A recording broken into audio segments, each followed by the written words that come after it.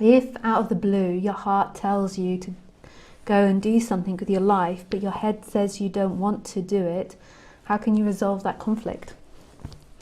Miles, I've been speaking with you for a couple of years now, and this is always your problem.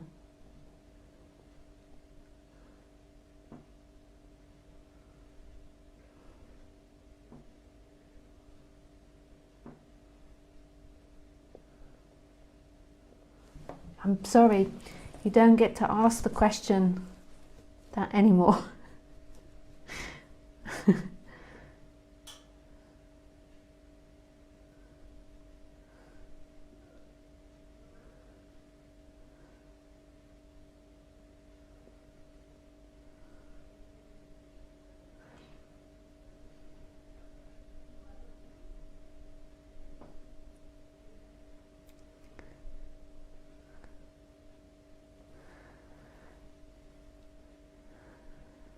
I understand that that's where you're stuck, and that there is a stuckness there, and that you can't, that you're asking me how to get over it, but we've been over that many times, and I feel like I feel like going over it again is just playing into your drama of it.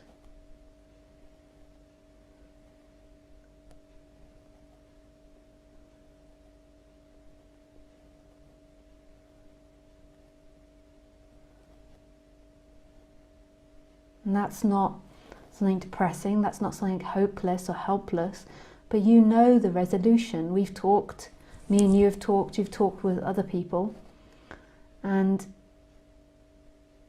you have to pick one, or to just do that and repetitively do it, and stop being swept up in all the possibilities.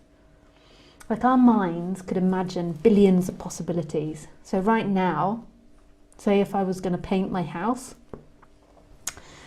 I could get stuck on imagining the possibility. I could imagine like 20 different ways in order to paint it. So what we normally do is our brain sort of lists a few, and then we choose what to do. We put in information and we choose. We believe it's our free will to choose, that choice belongs to us, but actually it's a functioning of the brain. And that's not something I just say. If you look into science, science is very clear that free will is an illusion. Our brain puts in information, so it finds out about things in order to come up with the best decision, but it's nobody's decision. The mind is deducting by you putting the information in. So you might put in how into your mind, like how poisonous is the paint, the colour of the paint, the texture of the paint, the quality of the paint, all these different things, the look of what it will look like afterwards. And then you make a choice. What can happen is your mind then gets stuck on those choices, and it keeps producing lots of different options. So I'm just using paint just as a simple way to talk about this. And it produces lots of options and lots of possibilities, and then it gets stuck. And it feels like it can't move on. It feels hopeless because it feels like there's too many possibilities, and that's too stressful, and it creates very difficult feelings inside the body. And so therefore it just doesn't make a decision, and the room never gets painted. So that's not going to happen with me, because I'm maybe the opposite. I'm like, I go for things. Like, not that that's the best way always, but I'm like, boom, and I make a decision. But what I'm just trying to say is your brain is getting stuck. And you just need to get over that stuckness. So in your body, there's a production of really difficult feelings that you feel that if you make a decision about the paint, something really terrible is going to happen, and you really fear that. So what my advice is, and I'm not particularly talking about you now, Miles, I've gone on to something else, although this is what we discussed, Miles, is that you just come back and you see all these difficult feelings and you just sit with them and you just allow them to be, and you understand what your mind is doing and that it's not true, that your thoughts that are being produced, these overthinkings are being produced. You see the pattern of your body-mind mechanism, and you just allow that this uncomfortable feeling to come up and see that it's not got truth in reality, that painting your room and making a decision about the paint isn't going to arrive at catastrophe. And then you kind of see that if this has been a pattern throughout your life, if you don't break it and you don't move past that, then you're constantly going to get stuck.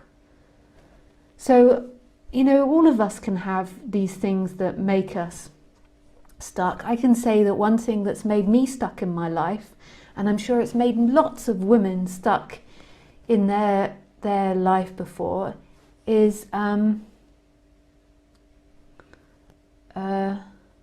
fear of stepping out alone and independence, because this is something that has changed a lot in the last 100 years, and you know, and it's taken me a lot of courage, a lot of meditation to go beyond these feelings, so therefore I can make and do things by myself. You know, the first time I went to India alone, I was terrified.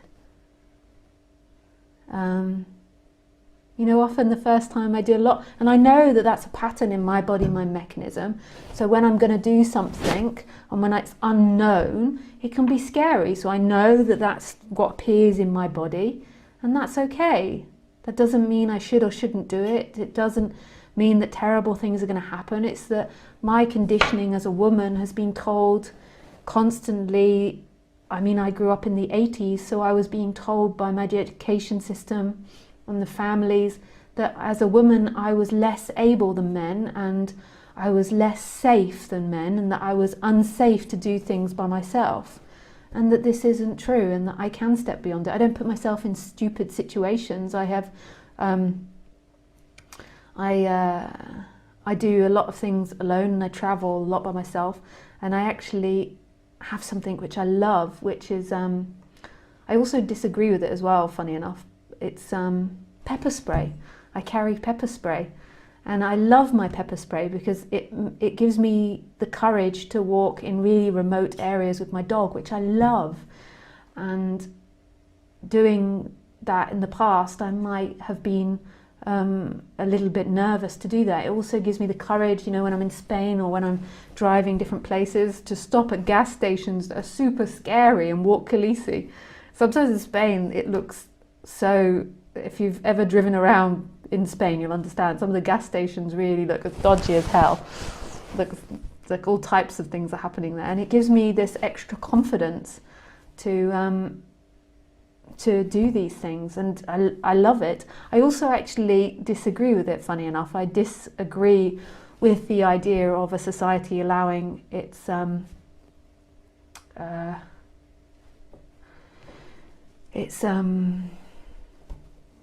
society, its humans, no, that's not right, its members, I don't know what to call it, the people in that society to allowed to be carrying around defense weapons. I don't believe that, but I don't believe in that, and I really am so happy that I don't live in America for that reason, and that it's illegal in England and Europe, mainland Europe, to carry around guns. We're allowed to carry guns for certain reasons at certain times of the years, maybe for hunting, I think, but I'm not really sure on the laws of that. But I'm so glad. But as a woman that's been grown up with this really strong conditioning that you're not safe in these types of environments, and it gives me that extra confidence. So it's kind of, and I do kind of disagree with it, but I also think that that our government and our societies do need to prove a little before before we take away these sorts of things from women, like as well. It's actually illegal in England, but it's not illegal in France. Of course, I don't have it in England. Yeah. So So what I'm basically saying, Miles, is not get pepper spray, but I'm saying that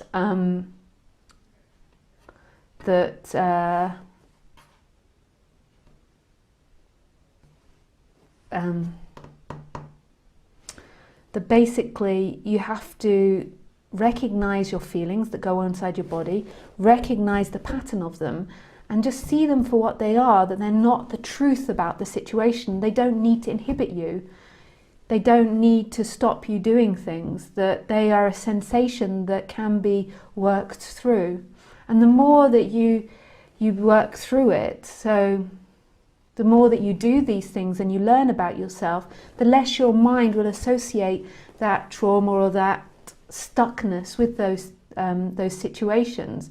So if you manage to push through making the choice about the paint, you know, and you keep doing that with choices, it will begin to reprogram the instrument that making a choice doesn't lead to disaster. Just like me, like I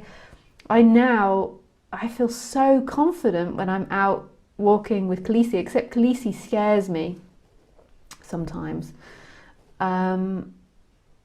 because she I don't know, she sees things that aren't there, and then she starts screaming, or she just runs off screaming, like she sees things, and then I get a fright in that moment. But it gives me so much confidence, you know, especially if I'm in the middle of nowhere and there's like a guy out hunting with his like gun or something, or I come across a group of men. I just don't have any issue with that, which is in the past that was something I struggled with. I know I have a tool with me, but it's helping breaking that mentality. And it's not the ideal solution. I'm not pro pepper spray, even though I love it. It just is like a confident thing.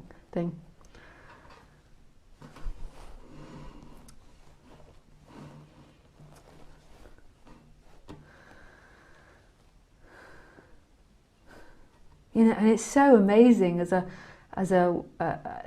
I love it, the fact that I can drive all over Europe alone, all these countries that I don't speak the language, go and stop at all these places, and I feel so confident. And you know, when I was growing up, I was always taught, you know, you're not safe, and as a woman, da da da.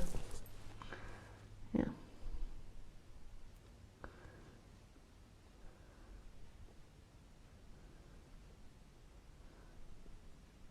So anyway, my point was to you, Miles, was citizens. Yeah, thanks, Miles. Citizens, that's right. The people, citizens. So my point is that you've got to take this leap of beginning to break that. And we've talked about different ways, and I'm sure you've talked about other ways. Isolating that feeling, recognizing it when you're feeling it during the day. You can even keep a log of when you're feeling it during the day, and know that disaster's not going to strike from taking action. Okay, so I'll read the rest of your question. And or if you say there's no separation, all is one, or not two, which I didn't, how can we know this if it appears? If it appears these are separate, private, subjective realities, so how can we also be one if we can't know reality beyond our perception? Because you can't know reality beyond the brain's perception. Let me turn that down. You can't, but it's not the brain that's experiencing, and that's where it's not the divided reality. If you really, it's seeing that consciousness isn't limited inside this body, consciousness is in everything, and that's the end of separation. But you come back to your experience and find the answer. Don't rely on me for the answer. Is there an outside to consciousness?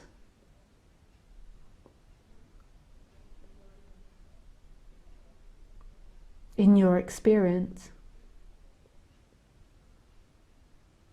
Everything else could be questioned, your brain, the things in the world, but what about the experience? Is there an outside to the experience? And this is the end of separation.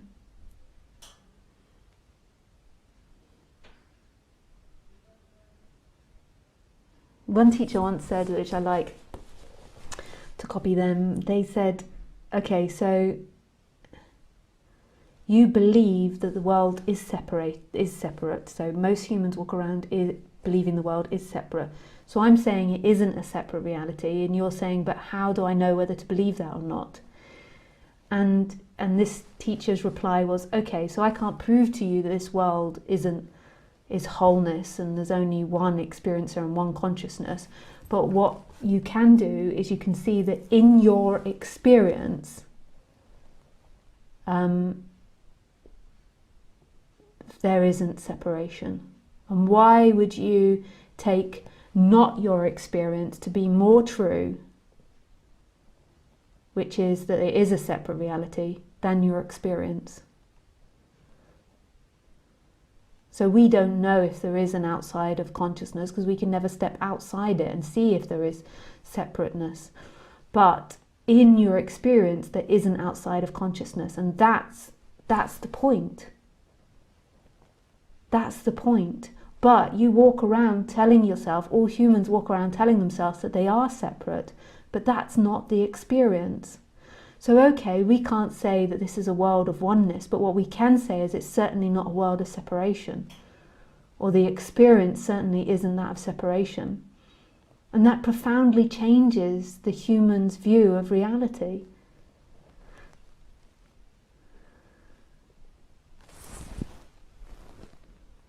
Your experience seems to be outside of my experience. That's your imagination. You're listening to your mind. What's your actual experience right here, right now? Am I outside of your experience?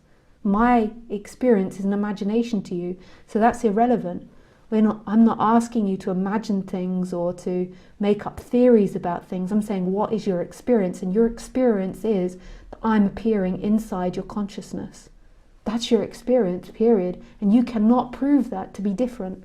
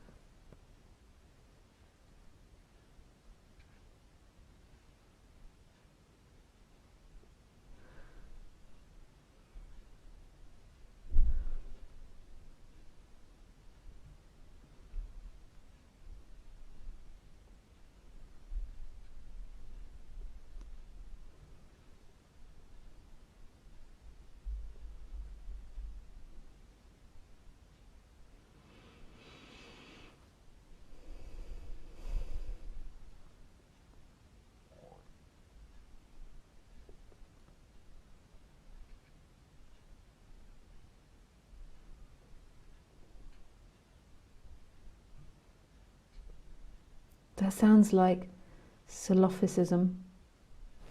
Don't know what that is. Let's look it up. Solipsism. Either there is an experience going on for you and not me, or you're just imagined projection of mind. This is all mental stuff. I'm not asking you to engage in your mentality. You, I mean, maybe that's just too. Maybe there is such a strong mentality there, the view theory that self is all that can be known to exist. I don't mean the personal self. That would be narcissism. The personal self does not exist. There's thoughts and ideas appearing. But what is your experience? That's what I'm asking you, Miles. You're telling me what you think, what you've been taught, what you know. So okay, fuck it. Fuck saying that there is oneness or not oneness. Just go back to your experience, and that's where the answers are.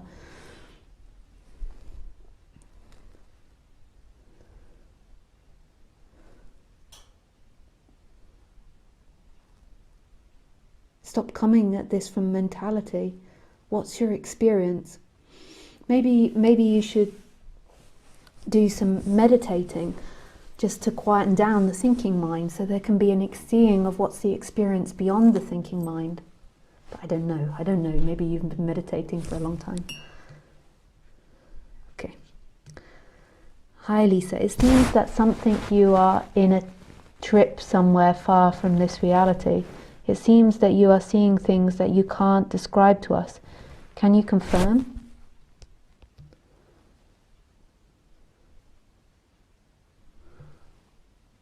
Or maybe you're in the trip far from this reality.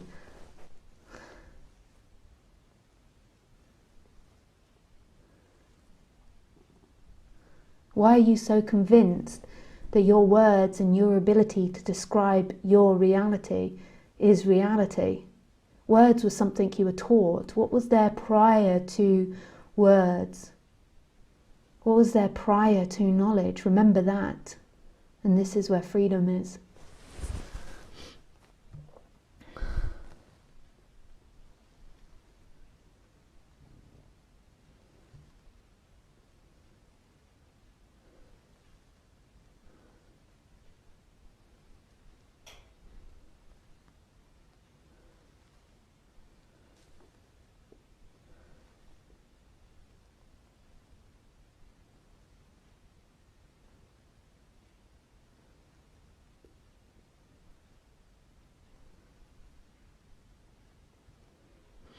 Hi Deepa. Oh Lisa, Miles may have asked that question, but the answer was for this scared female here. I'm undecided about taking a step and will sit with the sensation. Oh, nice, Deepa. And just know that, when you're afraid of taking a choice or a step or doing something, that, when you're imagining it, that's not actually it. I know that sounds like a really obvious thing to say, but sometimes it's not obvious. And also you're allowed to empower yourself. It took me years to buy my my spray that I was talking about. And you're allowed to do things that make you feel stronger. You don't have to sit it out and feel all these feelings. So you can do things that empower you and make you feel safe. But just see that the ideas that you project onto it of aloneness or scariness or vastness aren't the truth of the situation. They're what you feel now in projection to that situation. And actually the situation will feel really different. It's just things like, because with my life I've lived such a diverse life and done so many things, like traveled and put myself in so many intense situations where I've been alone, where I've had to make decisions alone and do things alone. I just know that it's just not true, the feeling that you have about it now to the feeling of doing it. And you don't need to get stuck on making decisions. I mean, another good lesson is that ultimately it's not that important decisions. What's important, it is important to an extent, but what's mostly important is what's actually happening. And it's important what the future is. It's important to plan things on the human level, but it's also seeing that it's all same but different. Like your freedom is always here, not in what's happening around you. But it's important to invest time in thinking about it. You don't need to get so super caught up in it. And just having faith. Like, I know that sounds weird, but on the human level, faith that it will work out. Like if you're doing things from more clearer intention, it will work out. That all these disasters that you project, it's unlikely they're going to happen.